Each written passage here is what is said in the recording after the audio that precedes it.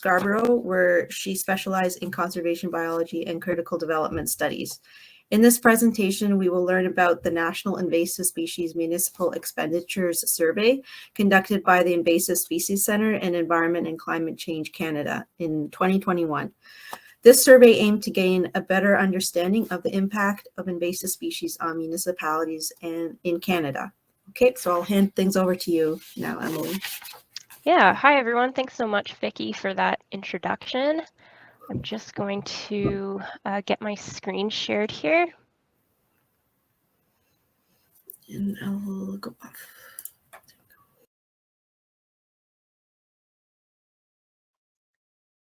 And just bear with me a moment while I get my slideshow going.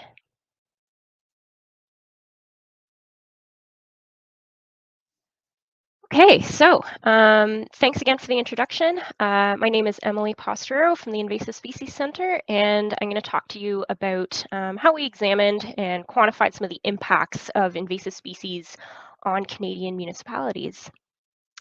So for those of you who aren't familiar with my not-for-profit organization, the Invasive Species Centre basically works to connect stakeholders, knowledge, and technology to prevent the introduction and spread of invasive species that harm Canada's environment, economy, and society.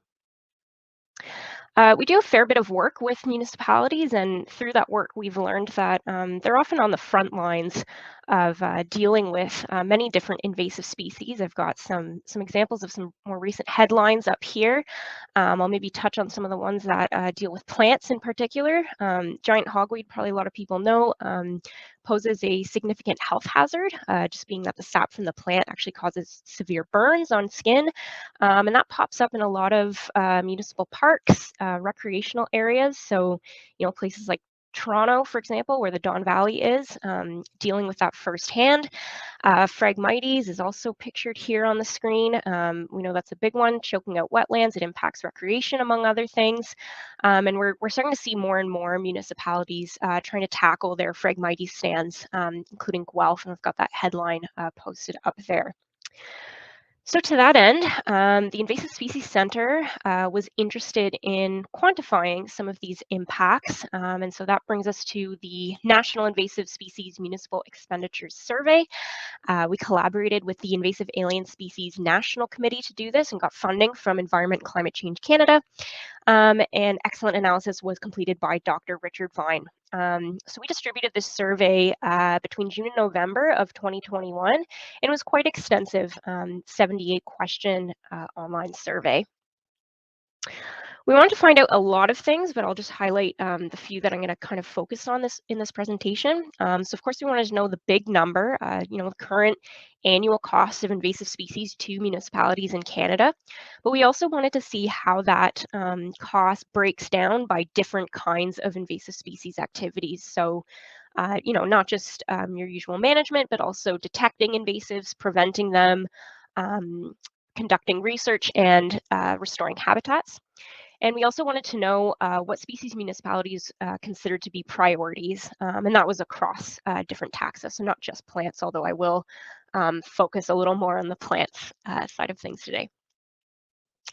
So we received responses representing 39% of Canada's population, and that was considered sufficient enough to conduct the analysis. I will just note, though, that that response rate was not necessarily consistent across the whole country. So some had higher response rates than others. So BC, Alberta, and Quebec, as you can see, the numbers, that was a pretty high response rate for those provinces.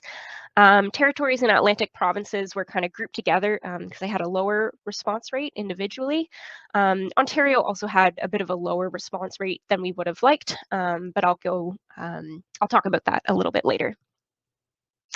So I won't get too into the weeds with the math, but basically the kind of final estimated total, the expenditure per year spent by municipalities on invasive species was estimated by taking an average of two different extrapolation methods. So basically what the analyst did was he tried extrapolating it based on the per capita number that was taken from the data and just extrapolating that to the full population of Canada, which he thought was likely an underestimate. We tried another method that was just taking the average expenditure per municipality that responded and then multiplying that by all municipalities in Canada. Thought that that was likely an overestimate. And so we took the midpoint or the average of those two calculations to come up kind of with our grand figure. And so he arrived at $247.9 million spent annually on invasive species in Canadian municipalities, per capita being $7.05. I will note that this, I just want to clarify that the survey surveyed only municipalities. So this is not including expenditures by conservation authorities or other organizations or levels of government in provinces and territories across Canada. So a couple notable results we got.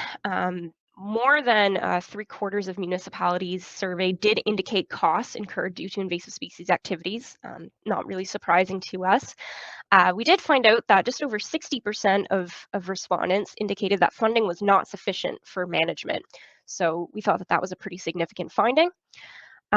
We also found that the majority of expenditures were incurred for control and management activities, and it was actually an overwhelming majority. So just to kind of show here that graph, that dark green is just what's being spent on control and management, whereas you see considerably less being spent on all those other things like prevention and detection. So I said that I would try and focus on the plants a little bit. So one of the questions that we asked for this survey was, what are your top 5 priority species? And so nationally, the species that were reported the most frequently as a top 5 priority were Japanese knotweed, giant hogweed, emerald ash borer, leafy spurge, and Eurasian water milfoil. And I've bolded all the plant species. So basically 4 out of 5 of those top 5 species are plants. So basically invasive plants are posing a significant problem for municipalities in Canada. Of course, we also looked at the spending on individual species. Now, the highest spending by a long shot, at about roughly 1/3 of species-specific expenditures, was emerald ash borer. Probably won't come as a surprise to you if you know anything about invasive insects and the emerald ash borer in particular. That was a big expenditure.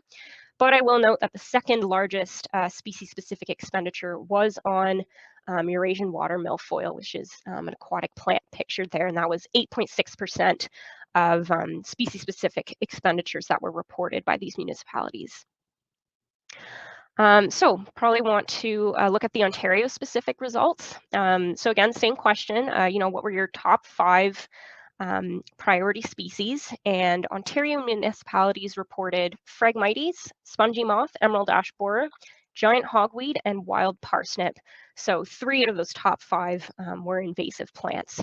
We also did ask, what's your number 1 priority? And 5 Ontario municipalities reported Phragmites, pictured there, to be the number 1 priority. And just anecdotally, ISC is seeing that a lot of municipalities are trying to take on, controlling Phragmites stands as a project. And this is reflected in the spending as well. As I've said, obviously that emerald ash borer you can see is, really taking the cake with the spending, but Phragmites is behind it, almost 10% of total species-specific expenditures in Ontario. And we have wild parsnip and all species of buckthorn on there as well. Emily, just wondering if you Yes. can hide the bar across the bottom of your screen there. I think there's a hide option. Oh, I think it says hide at the end. Yep. Isn't it? Okay. There, perfect. Don't Thank worry you. about that. I didn't realize that was visible to everyone. Nope, thank you. Thanks. Okay, so yeah, we took some significant takeaways away from this survey data. Again, not surprising to us, but it was good to show conclusively that funding for invasive species is an issue faced by a large number of municipalities in Canada. Of course, many municipalities reported that they needed more funding, and so we know that the expenditures could have been even higher had that been available for them. I want to emphasize again that the majority of this spending is being put towards control and management, and this is despite the fact that we know that investment in prevention is more cost effective. We also had a majority of respondents saying that they thought the cost of invasive species management would increase over the next 5 years. Just want to highlight some limitations and considerations to just kind of take into account with regards to the data. As with any voluntary survey design, there is going to be a potential sample bias. So, municipalities who incurred expenses from invasive species were probably more likely to actually fill out the survey and report that. So it could bias it towards a higher number. The method also assumes accurate and full data from respondents. So we were 100% reliant on, what people told us and hopes that those were accurate numbers. Should be noted that survey was based on 2020 expenditures, which, as we know, is when COVID-19 pandemic started. And some respondents did note that it was an anomalous year for spending. Spending was reduced that year. We also did have a bit of a lower response rate from Ontario. It was just 22 municipalities that responded. However, we did have another survey from 2019 that looked at municipalities and conservation authorities in Ontario. And there's a comparison made between those two surveys in this report. So I encourage you to check out both reports and take a look at that, because the previous one actually had a higher response rate and might be just a little more reflective of the case specific to Ontario. We'll note as well that with regards to plants, invasive plant spending, sometimes municipalities don't have, they have a budget that's just for general weed control costs, and so it's not often broken down by species. So it makes it a little bit harder to report, specifics for hogweed or Phragmites, for example, but still gives us a valuable insight into spending on managing invasive plants. Overall, the analysts thought that the costs were likely to be an underestimate, but the results were still an important opportunity to understand municipal priorities and challenges. And like I said, read the full report online. I just talked about, snippets of it. I encourage you to check out the full PDF on our website. I want to say thank you to Environment and Climate Change Canada, Invasive Alien Species National Committee, and Dr. Richard Vine for their support and contributions for this project. And just want to highlight some related resources that might be useful to you. Like I said, there's that 2019 Ontario-specific expenditures report and also municipal assets fact sheet. Encourage you to check those out on our website. I also facilitate a municipal community of practice. So basically bringing together land managers from municipalities and conservation authorities to just, collaborate and exchange expertise on invasive species management. And we hold 2 conference calls a year and also have an online space to kind of collaborate. So you can register for free on our website or get in touch with me directly. Also just want to highlight that we do have 3 different searchable databases available on our website. Lots of BMPs on there, including ones written by OIPC that we've tried to kind of compile in one place. So please feel free to check out those databases if those should be useful to you. And just want to highlight that we have a annual forum coming up. It's free to attend and virtual, and you can sign up in advance of the February 7th to 9th forum. Thanks again so much for listening. My name is Emily Posteraro, and I am here to answer any of your questions. Excellent. Thanks so much, Emily, for that great update.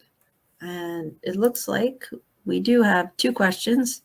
For the emerald ash borer, do you know if the costs are mostly related to destroying infested trees or insecticide application, removing hazardous trees as a result of EAB, or is there some other cost?